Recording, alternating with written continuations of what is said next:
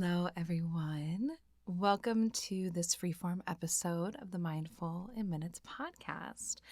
So, I'm Kelly, and today we are going to cover a topic that I get requests about a lot. Maybe it's because it's like two things that I've made like personality traits of mine, which is ADHD and meditation.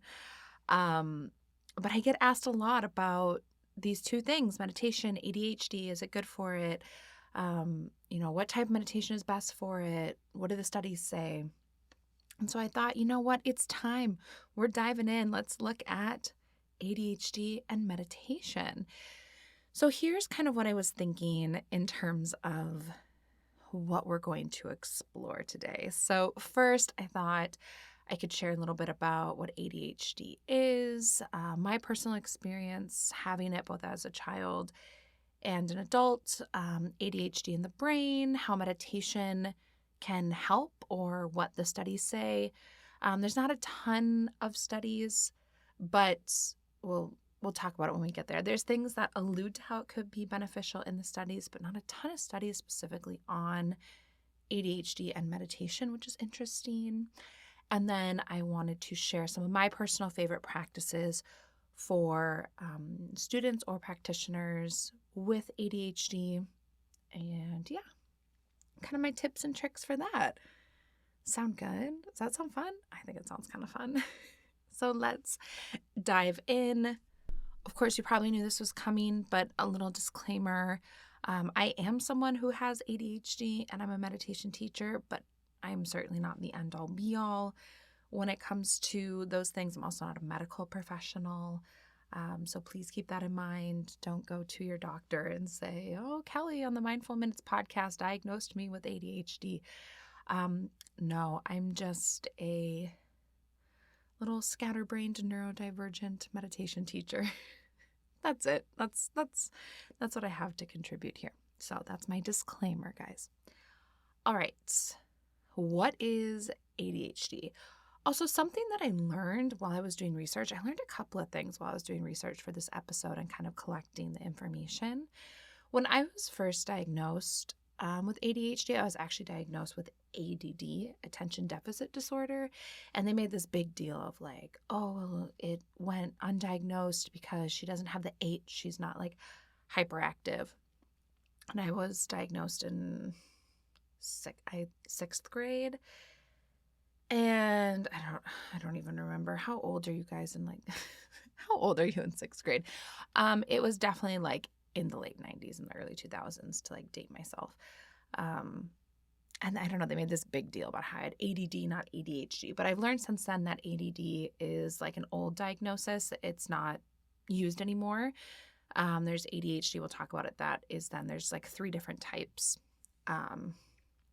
So if you hear me use it interchangeably, I'm going to try my best just to use ADHD. But for a while, because I personally was diagnosed with ADD, it kind of just, I don't know, gets stuck in your brain a little bit. But I learned that's not a diagnosis anymore.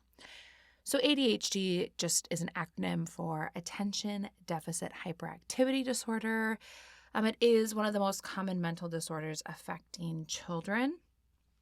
We will mostly be talking about ADHD in adults, like young adults and older, as opposed to like children, just because most of the research that I've done into it is more around like adult ADHD. Also, something that I came across in my research is that you're much more likely to be diagnosed with ADHD like as a child, but as an adult, it's much harder to get a diagnosis. So I feel like there is a lot of support out there for children with ADHD, but not always necessarily for adults. But you can take all this information. I mean, the brain is the brain. You can take all this information if you have a kid with ADHD and you can apply it, but just know the lens that I'm mostly looking at this and the data that I'm pulling from is like adults with ADHD. So an estimated 8.5% of children and 2.5% of adults have ADHD. And like I said, it's usually identified in school-age children when it leads to like disruption in the classroom or like problems with schoolwork, but it's not always found in school, or not everyone with ADHD. That doesn't mean that they're necessarily going to like struggle in school. And so something that I found was kind of interesting is that, a good amount of children are diagnosed with ADHD, but it tends to be underdiagnosed in adults, because if we basically went through our whole, lives, or our whole school-age lives without being diagnosed, like if our symptoms are not kind of getting in the way of like our school performance, then usually we don't get diagnosed with it. And then when we're adults, we maybe are working different schedules, or we are working, in different fields. Like we have a different environment. And so depending on your environment and how your ADHD presents itself, then it might be a little bit different. So I just thought that was kind of interesting. I think I definitely have seen like a shift in how my ADHD presents itself when I was like young and a child and in like a traditional school setting versus now as an adult, like doing the kind of work that I do now. And I think I started to see that shift like in college when my schedule started to change.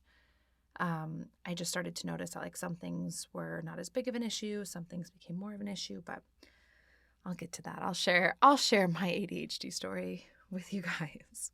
Another fact about ADHD is that boys are more likely to get diagnosed than girls.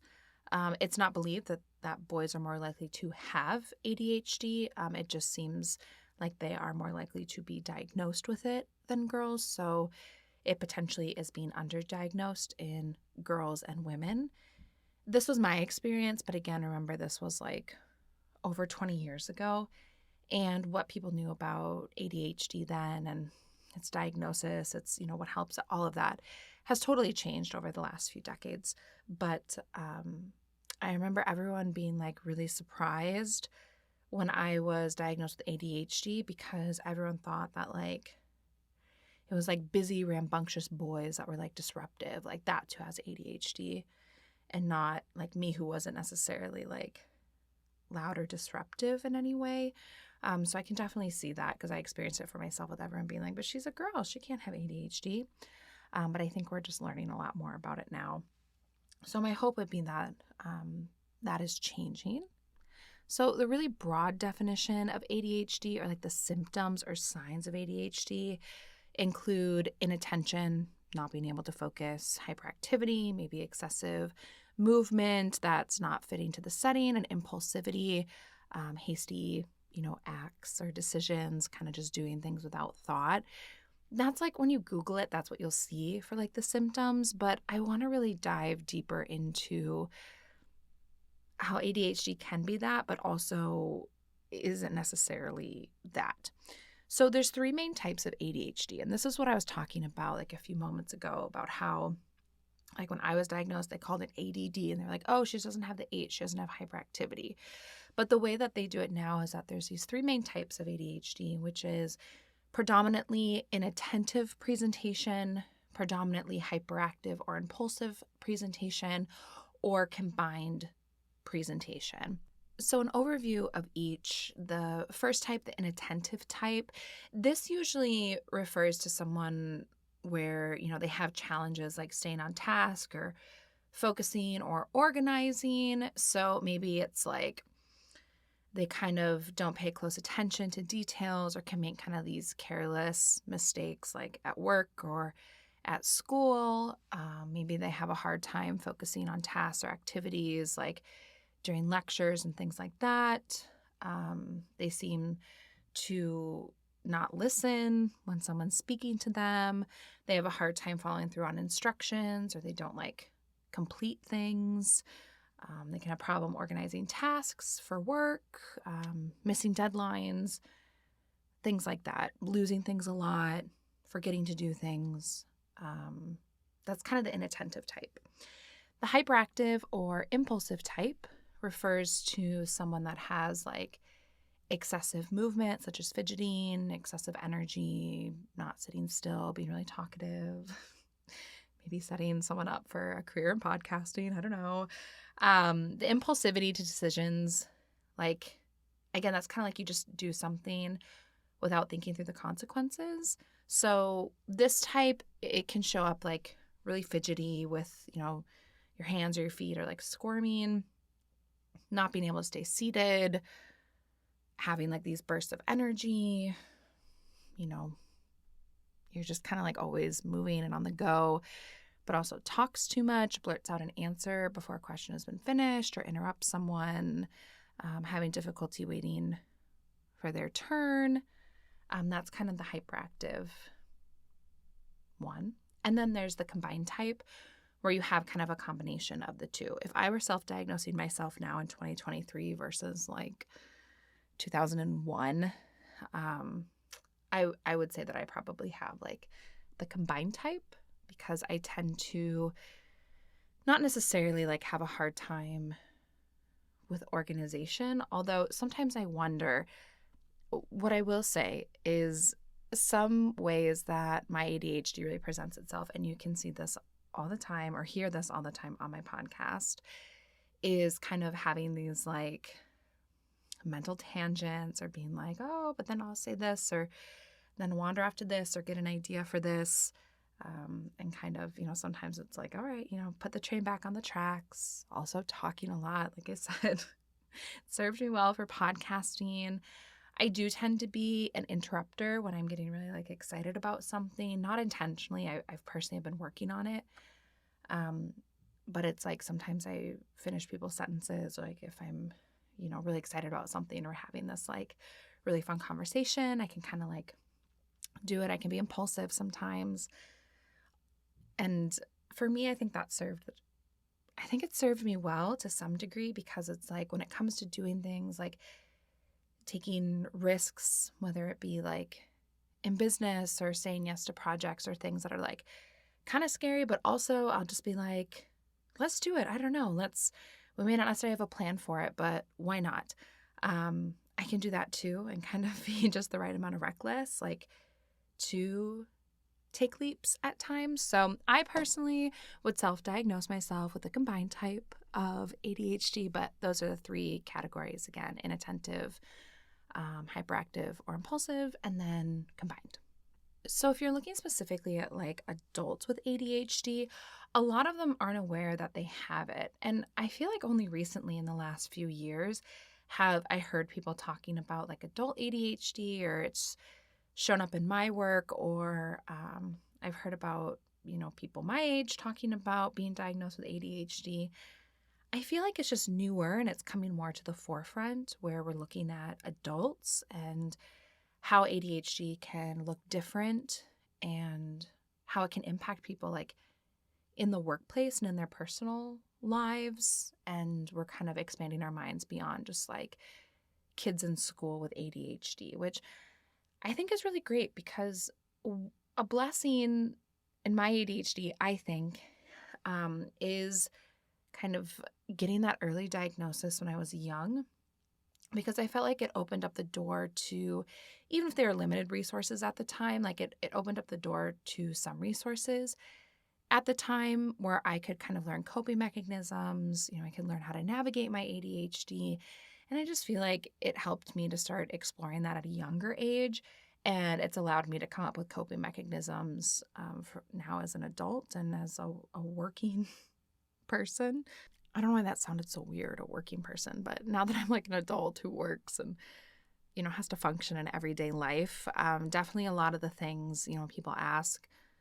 I get a lot of questions about like my spreadsheets and my lists, I think because I talk about them. Like even when I'm planning out like podcast episodes and things like that, I have my little like color-coded spreadsheets to help keep me like organized. That type of stuff, those are things that I learned like when I was younger, not necessarily like color-coded spreadsheets, but like different tactics like that of how to, kind of keep yourself organized. I learned those things and started cultivating those coping mechanisms at a younger age. And so it's made it a little bit easier to then implement like as an adult. So when looking at ADHD as an adult, it often can show up like, having a hard time focusing or prioritizing, or making different deadlines, or forgetting meetings or social plans. It sometimes can show up like as just kind of being a little bit like aloof, or like scatterbrained in a way. And I think that that's really interesting because it's a little bit easier to kind of get away with that stuff as an adult to a degree if someone's just like, oh, that's so-and-so, like they're scatterbrained. But it may actually be like ADHD kind of showing up, or maybe they're just scatterbrained and a little bit aloof. We all know people like that too. But it also can appear like an inability to control impulses and can range from impatience waiting in line or driving in traffic to like mood swings and outbursts of anger.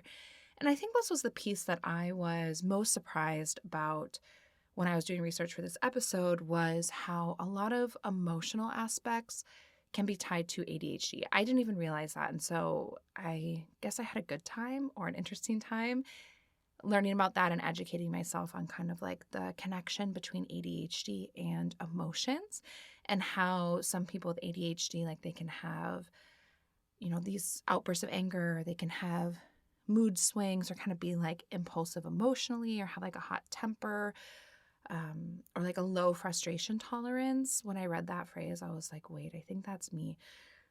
No, that's definitely me. And I also read about this thing. I'm still doing more research into it because when I first looked into it, there was kind of like mixed information on it.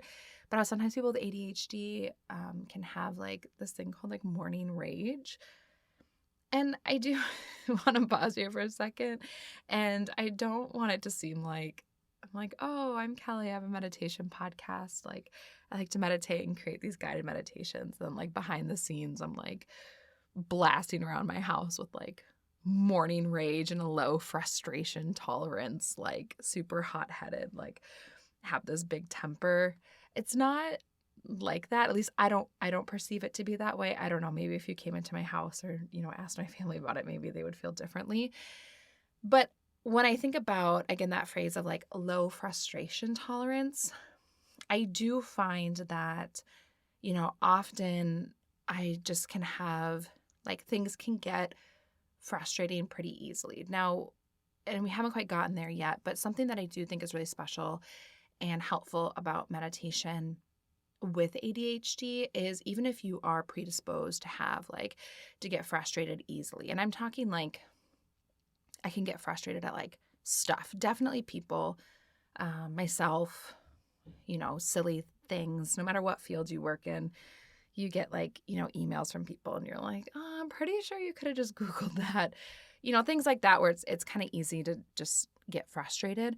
But what I think is really beautiful about meditation and how it supports ADHD is that there is a lot of research on how meditation can kind of, I always call it like softening the waves a little bit. So not having that full, like those huge like swings, like really, hot to cold, up and down, that it can kind of smooth things out a little bit. And I do think that's one way where meditation has helped to support me as an adult with ADHD, like as I've been meditating consistently for the last, years. I have to say, you guys, if you have ever heard about something called pregnancy brain, this is not a mindful in minutes topic for us to explore. Maybe over on Meditation Mama. Pregnancy brain is a real thing, and I am convinced that it's like, especially in this late, where Poppy could be coming, I guess, like any day now. It's like all of the blood is going to my uterus and not my brain, and it makes speaking really hard. So I apologize for like not necessarily seeming like I'm on planet Earth and for being so breathless, because like this lady in here is crushing the old diaphragm. But anyways, back on track. Adults with ADHD, sometimes symptoms can show up, again, like impulsiveness or being disorganized, problems prioritizing. Also, as we know, low frustration tolerance, which is one that resonated with me. And then sometimes this like paralysis in a way. So another symptom that resonated with me was basically how some adults with ADHD, I don't want to say that anyone who does this means you have ADHD or just because you have it, you'll do this. But it's like you can kind of get paralyzed and overwhelmed and be like, oh my gosh, I have all this stuff to do. And then you wait until basically your deadline is coming up, and then you just like hyperfixate, or you go into this like get it done, like complete it cycle, like sort of, just get it across the finish line at the final hour. That one really resonated with me too, or sometimes it's like, oh my gosh, there's so much. It's kind of this like procrastination and then like, complete like deep dive into work cycle. And I definitely have seen that in myself. It's something that that I've been working on and trying to, as I work on becoming more organized, that's another thing that I try to, work ahead a little bit more, be a little bit more organized in terms of like actually completing things. But adults with ADHD, some of them do tend to work really well under pressure. They just will wait until there's a lot of pressure because there's a deadline, and then boom, they'll bust something out. And I have always done that, even like when I was younger, when I was in college. If there's a deadline, like I've never really missed a deadline. But that doesn't mean that I didn't finish it 5 minutes before the deadline. But that was one that I was like, oh my gosh, I didn't realize that was like an ADHD thing, but like I do that. Poor time management skills, problems focusing on a task, struggling with multitasking. Although we know if you listen to this podcast, multitasking overall makes you less productive. So, take it or leave it. Excessive activity or restlessness, poor planning, frequent mood swings, problems following through and completing tasks, and trouble coping with stress. We'll talk a little bit about why that might be when we talk about like the brain in a moment. But that was one too where I didn't realize that necessarily could be an ADHD thing. Like my eyes were really opened as I was doing research to this as to the ties between ADHD and our emotions. So my personal experience, although I've been like sprinkling it in here with ADHD, like honestly, I don't remember a ton about ADHD as a child. This like, as I was writing like a little outline, it's like, this sounds like kind of sad. But the thing that I remember about having ADHD as a child, honestly, was just like how emotionally hard it was, the process of getting the diagnosis. So like I really struggled in school. I can't remember like exactly. I really struggled like to read at first. And I also have like dyslexia but I struggled to read. Like school was not my place. I didn't thrive in like a traditional academic setting, where I have a sibling who like just like really thrives in traditional academic settings. And so we had this like stark contrast. And again, this was like the late, this was like the 90s, maybe early 2000s, like things were a little bit different. But the thing that I really remember is kind of like the emotional pain that I associate with this diagnosis. Like people were really mean and they're like, oh, well, she's just like dumb and like isn't trying or, can't apply herself or like just won't excel. Basically saying that I was like dumb and lazy and that's why I wasn't doing well in school. Not that like maybe I just see things differently or like do things differently or my brain works differently. And that's honestly the piece that I like remember the most. And then when I got my diagnosis, I tried to keep it a secret. I was so ashamed of it. And I tried to keep it a secret. And I don't know, somehow, whatever. It was like middle school. Somehow it got out because I'm pretty sure it was 6th grade when I was diagnosed with it.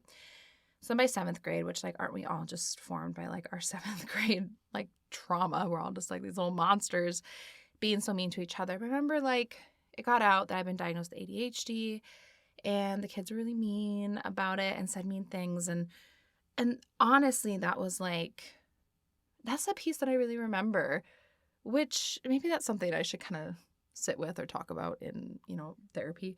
But was like why that was so emotionally like big and heavy for me and why like that's a piece that I really remember in terms of like having ADHD as a child.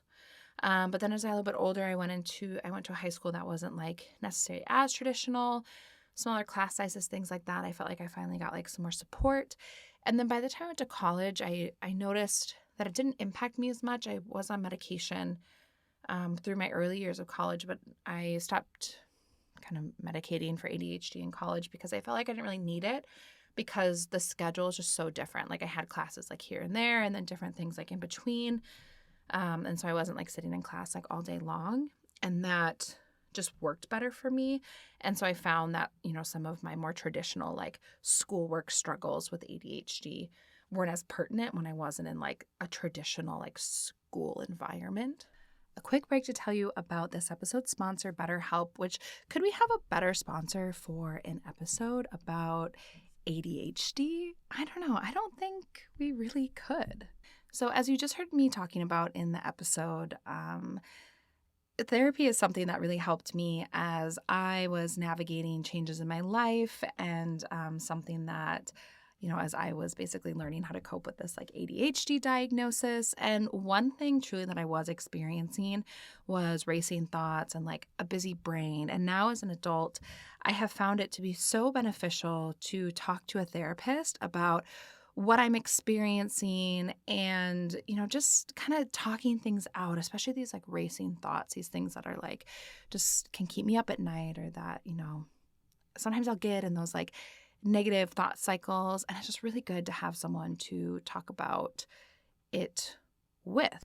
And therapy for me is a place where I can just speak openly, get an objective perspective. It is so helpful and beneficial. And so if you're thinking of starting therapy, give BetterHelp a try. It's entirely online, designed to be convenient, flexible, and suited to your schedule. You just fill out a brief questionnaire to get matched with a licensed therapist, and you can switch therapists anytime for no additional charge. So get a break from your thoughts with BetterHelp. Just visit betterhelp.com/minutes today to get 10% off your first month. That's BetterHelp, HELP.com/minutes. So you've probably heard about microdosing, but if you haven't, the way I like to describe it is that just right feeling when your body and your mind are really at peace, maybe like after a long meditation or a nice shower and you're just feeling like relaxed and focused, but a little bit energized. It's kind of like that. And recently I discovered microdose gummies. And although I personally am not microdosing right now because we know baby Poppy is going to be here any day now, Team Yoga For You did give microdose gummies a try and they were a hit. Specifically 2 team members, one that I know struggles with anxiety and one that struggles with sleep. And they both gave microdose gummies the 10 out of 10 recommendation. In fact, one of the Yoga Food team members said they slept so well. All they did was take 1 gummy an hour before bed, and they said that they slept amazing and woke up super refreshed. So I can't wait until I can try this because everyone said it's making them sleep so well. And then another team member said that it really helped her social anxiety, and she just felt like it really quelled her nerves, which was amazing. And right now, microdose is available nationwide. To learn more about microdosing THC, go to microdose.com and use code MINDFUL to get free shipping and 30% off your first order. Links can be found in the show notes, but again, that's microdose.com and use code MINDFUL. And then when I was in college, I did definitely continue to take advantage of different resources and things that were available to me. And that's where I felt like I really started to learn some of these like organizational coping mechanisms, how to kind of, I guess, function in like an everyday life and environment. But truly the thing that like I remember is that like emotional pain, which when I wrote that down, I was like, oh, that's kind of sad. But again, you guys may have just heard that that ad, but like therapy did really help like work through that. Maybe that's something I'll talk about this week is that. And so now as an adult, it's sometimes harder for me to pinpoint like exact symptoms and I'm like, oh, I really struggle with this one and that one, other than the ones that I've kind of like highlighted already. Having that low frustration tolerance. Sometimes, a lot of times, like for myself, like I'll get really frustrated like with myself or like simple tasks. I can be impulsive. Sometimes that serves me well, like with being impulsive and kind of like being like, you know what, set fear off to the side. Let's go for it. I am an interrupter. That's definitely one. I don't even mean to do it. It just kind of happens. I love to talk. I'm chatty. Obviously, I have a podcast. And also, there are a couple of other things like in research for this episode that, I didn't realize was an ADHD thing. Like, putting things off into the last minute and then diving deep and like completing this whole project and, X amount of time and turning in right before the deadline. Also leaving glasses of water everywhere in the house. Like I absolutely do that. And that was one that kept coming up again and again. And I was like, oh, I just thought like, I really prioritized hydrating, but it's like you go and you fill up a glass of water and then you set it down and you work and then, you walk somewhere else and then you're like, oh, I'm thirsty, and get another one. They leave it somewhere else. I absolutely do that. Also, sometimes house tasks are hard for me to get done because, especially like picking up, like I'll pick something up and then I'll bring it to the bedroom to put it away. And then I'll see something in the bedroom and I'm like, oh, I need to do this. And then I kind of get distracted and like do that. I do find that this shows up more, like less in my work life, and my ADHD shows up more in kind of like my personal life. There's also a link between ADHD and low self-esteem, especially in women. And this is something that I have experienced in the past. Absolutely. You guys just heard me say that, like, I tried to hide my diagnosis. And, like, I felt so ashamed. And, like, I just felt like, I listened to what people were saying, where I just, like, wasn't trying hard enough. And I was, dumb and all of these things. Like, I have absolutely suffered from really, really low self-esteem. And it's something that I have worked on to improve and, just kind of continually work on and maintenance to like improve. But once I kind of learned some coping mechanisms, especially for like organization and things like that, I have found that for me, ADHD is kind of, I don't know, like I think it sounds kind of silly to be like, it's my superpower. But I do think that some of the things that make work or functioning a struggle are also some of the things that I guess I thrive with. Like, I feel like because I think a little bit differently or I see things a little bit differently, I think it's one of the reasons I can come up with lots of different ideas, like for meditations, or like I can be a little bit impulsive, which sometimes I'm like, yeah, let's do it. Like, even if I don't have a plan, like, let's go for it. And that can like pay off really well. I just find that some of the things, like now that I've shifted the way that I look at it, although it can make some things more challenging, I think it also like sometimes gives me a different perspective or allows me to do things like in a different way. So I've really kind of embraced, although I joke like ADHD is a part of my like personality trait or part of my personality.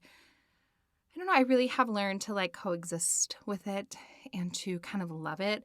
But it was really interesting and eye-opening to dive deeper into this and how other people experience it. So then I recognize that like some things that I do, like they're not just like quirks that I have, but they're actually like ADHD symptoms, which was honestly kind of fun to learn about. So shifting gears now to ADHD and the brain. So what I will say is, first and foremost, we don't know exactly what causes ADHD.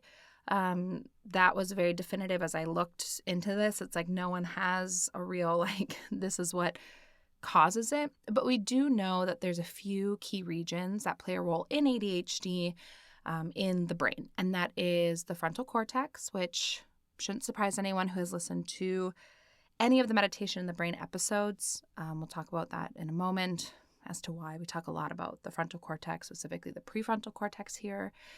The limbic system, which plays a key role in emotions and attention, and then also the basal ganglia. So people with ADHD, though this was interesting to me, and I was telling my husband about this, and we like nerded out for a little bit. But people with ADHD typically have at least one defective gene. It's called the DRD gene, and that tends to make it difficult for neurons to respond to dopamine. So the neurotransmitter that is involved in feelings of like pleasure and regulation of attention, it kind of inhibits like that neurotransmitter. So people with ADHD, because of this, defective gene or gene anomaly, they tend to be dopamine deficient. And dopamine is just like it's a type of neurotransmitter. It's made in your brain. It's also, it kind of acts as this like chemical messenger communicating messages between nerve cells in your brain and like the rest of your body. And dopamine also acts as a hormone. So dopamine, epinephrine, and norepinephrine. I'm telling you, words are hard. These are all different hormones that are made by your adrenal gland. And dopamine is usually like kind of called that like feel-good hormone. So if you do not have enough dopamine in the body, it can cause different issues. Dopamine, like as a neurotransmitter, it's involved with memory, behavior and cognition, attention, sleep, mood, learning, a handful of other things. And so if, that neurotransmitter is inhibited in any way, we can then struggle with some of those different things, which doesn't a lot of that, like sleep, mood, learning, memory, movement, all of that stuff like goes hand in hand with ADHD. And then someone who has low dopamine, it can make things kind of tricky. So if you have low dopamine, you may feel like unmotivated, tired, unhappy. You might have like mood swings, sleep problems, concentration problems. And people with ADHD are much more likely to be dopamine deficient because of this like gene. So I didn't know that.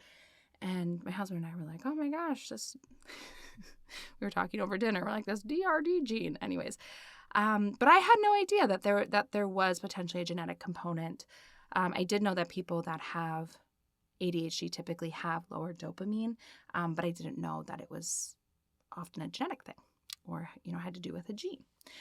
So on the flip side of that, so we know that there are these areas of the brain that we tend to see differences or ADHD kind of like impact these parts of the brain.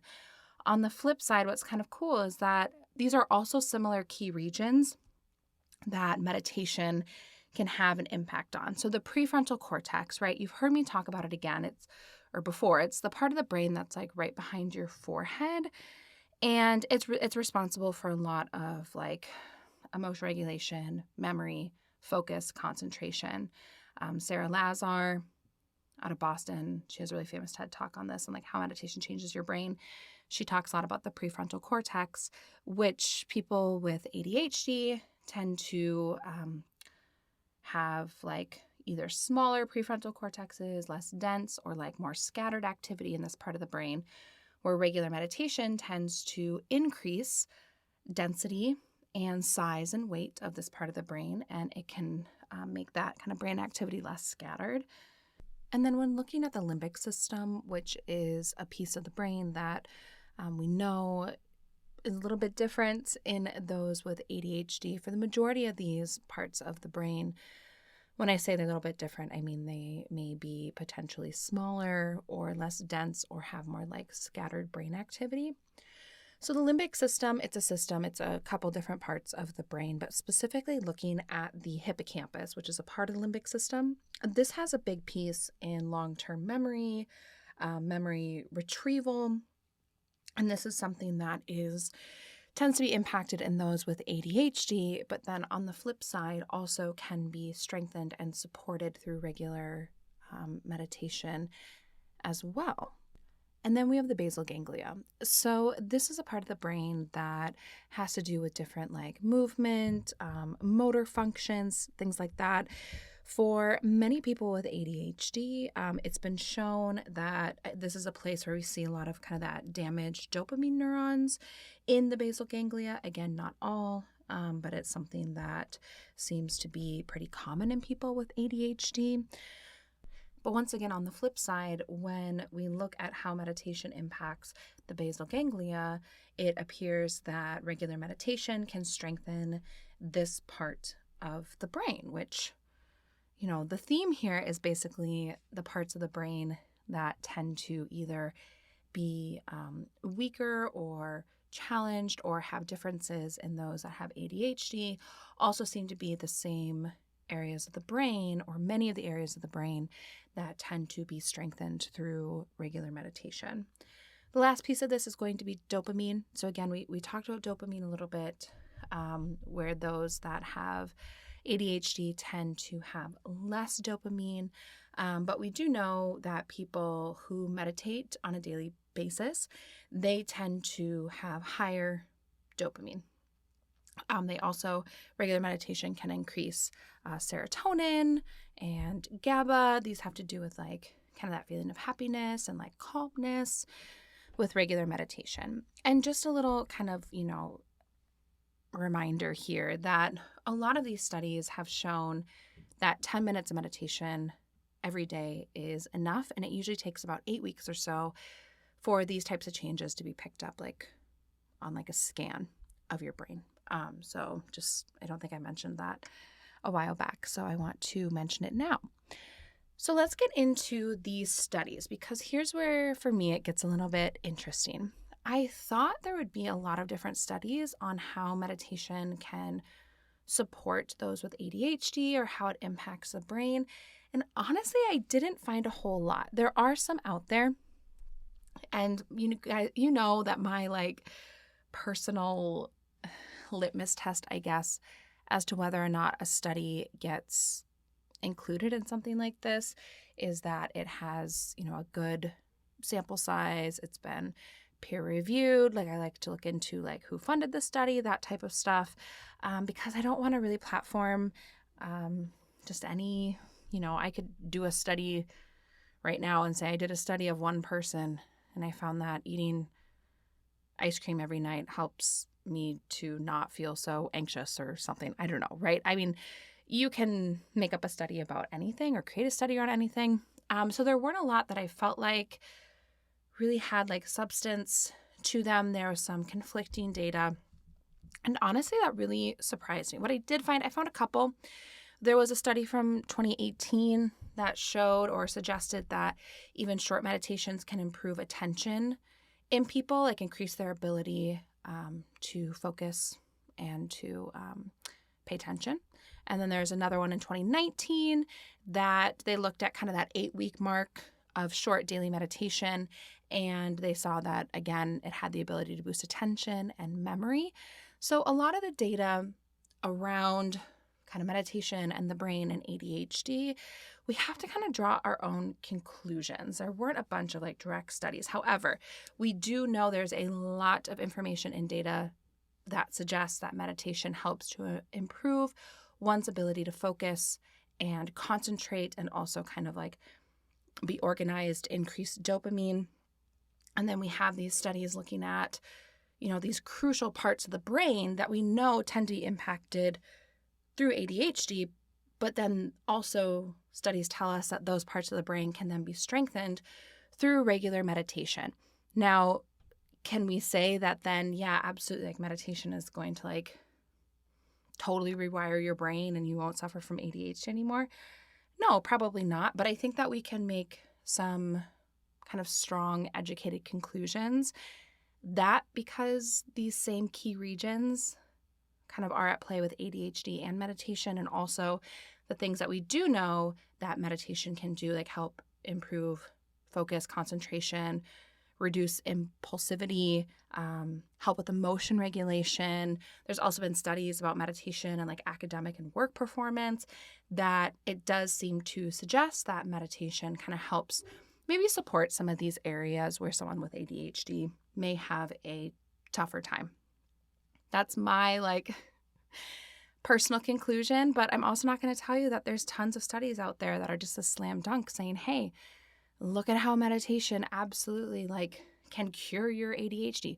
No, because it's not out there. And the stuff that is out there is, fair at best. They're definitely not like slam dunks in terms of looking directly at meditation and ADHD. There are some, but not a ton. So that's kind of that, like what is ADHD, how it can present itself, my experience with it, the brain, the research behind it. And now let's talk about, in my personal opinion, as someone both with ADHD and a meditation teacher, some of the meditation practices that I personally have found for myself and for students that also have ADHD seem to work really well or be, I guess, a little bit easier to stick with. So the first thing is remembering that you can keep it simple and short. So 8 to 10 minutes a day is enough. We do have data that tells us 8 to 10 minutes a day daily meditation can give you the physical, mental, and emotional benefits of meditation. And usually you'll start seeing some of these changes, especially on a neurological level, around the 8-week mark. So if you are someone who, it's harder to stick with things in the long run, keep it simple, keep it short.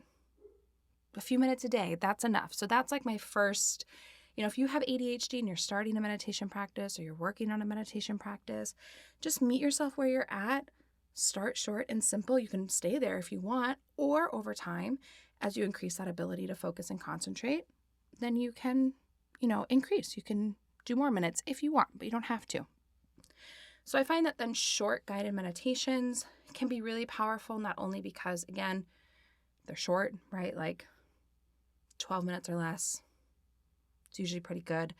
But the thing about a guided meditation is that it is guided. So whoever is leading the meditation, whether you're listening to one of mine on Mindful Minutes or anywhere else, the guide is walking you through the practice. And it just can help you stay on track sometimes. If you have a tendency to really kind of veer off and start at point A, and then all of a sudden we're going to B, C, F, H, Z, bouncing all over the place. Having a guided meditation where someone's really walking you through it, like from beginning to end, can be really useful, especially for those that have ADHD in my experience, because it walks you through the whole thing. So short guided meditations can be really useful. Also, simple breath practices. So that might be like a relaxation breath, like an inhale for 4 and exhale for 7. Maybe just following your breath. That can be really useful because it's not particularly complex. And when I say that, I don't want to say it's because people with ADHD can't handle complex things. They absolutely can. But when you're first starting out, or if you find it's hard to keep your attention on a single point of concentration, something like your breath just for a few minutes, like it's very simple. Just, inhale, exhale. Maybe you're counting a little bit and you don't feel like you're necessarily like getting lost or getting distracted and then coming back and then you miss something. It's like you just kind of learn how to manage the distractions and you can always return to your breath for a few minutes. A body scan and a walking meditation. So I have found that kind of doing or involving the body is a really great point of concentration for myself and also for my students that have ADHD. So we'll start with a body scan. That's where you kind of can sit or lay. And again, you just scan through the different parts of your body. Maybe you start at your feet, you work your way up to the top of the head, or maybe you start at the top of the head, work your way down to the feet. Could be a guided body scan where you're checking in with different parts. But I have found a body scan to be one. I think it's because, you're moving to different parts. Like, although you're staying with your body, you're moving. You're like the toes, the top of the foot, the bottom of the foot, the heel. Like you're kind of constantly moving mentally when you do a body scan. And so that one I have found can be pretty useful and pretty easy to stick with. It's also helping to quiet down the physical body. So if you are someone who has ADHD, maybe you fidget a lot, the body's really busy, sometimes kind of checking in with the body that way with a body scan can be a nice one. And then a walking meditation where you're going outside, taking slow. This part is hard. It's hard for everyone. I have found it's particularly hard for those with ADHD because a walking meditation, it's very slow, it's very intentional. But if you can get into the rhythm and you can move your body a little bit, you can really focus on like the feet or maybe the muscles of your body as you're walking. I have found this to be one that can be really useful. And it can be a nice way to break up the day. So if you do find that you have a harder time focusing on things, you need to take more breaks, maybe taking a break to get up and do a short walking meditation, that can be really useful too. So those are kind of what I have found just dabbling with myself and students for probably the last 5-6 years. They tend to be really useful and can be powerful and sometimes a great starting point or a different point of concentration for all of my other friends out there. My last piece of advice is if you are the type of person, kind of like me, where you do kind of get like either those hyperfixations or you like to go down these like deep dives, these wormholes. Someone described it as like, they were like, oh yeah, with my ADHD, like I like to go and spend like 3 hours and just become like an expert in whatever random obscure like topics. But those kind of hyperfixations, like if you're interested in meditation and you are someone like I am, where you love to go down a deep dive, a wormhole, like let meditation be that. If that is something where you're just like, oh, I can't sleep tonight or whatever, you're curious about meditation, like just go there, lean into it. And you might stumble across things that can help support your personal practice And I mean, I'm biased, but I think it's also a really interesting thing to learn about. But if you're like a rabbit hole diver, someone who just loves to take a few hours and be like, I want to learn everything about so and so, like, why not let meditation be your hyperfixation? And you might learn some really interesting things and maybe pick up some different tools for your meditation toolbox. So that is meditation and ADHD. Hopefully that helps to clear some things up. I do, like I said, this topic gets requested a lot. I get a lot of questions about it. I also really enjoyed doing the research for this one because I didn't, I only knew my own personal experience and then, working with like my students. But it was really enjoyable for me to learn more and to do a deep dive, as you know I love to do. So thank you so much for being here. I hope that you are well, and I just appreciate that you're here, and I hope you have a beautiful day.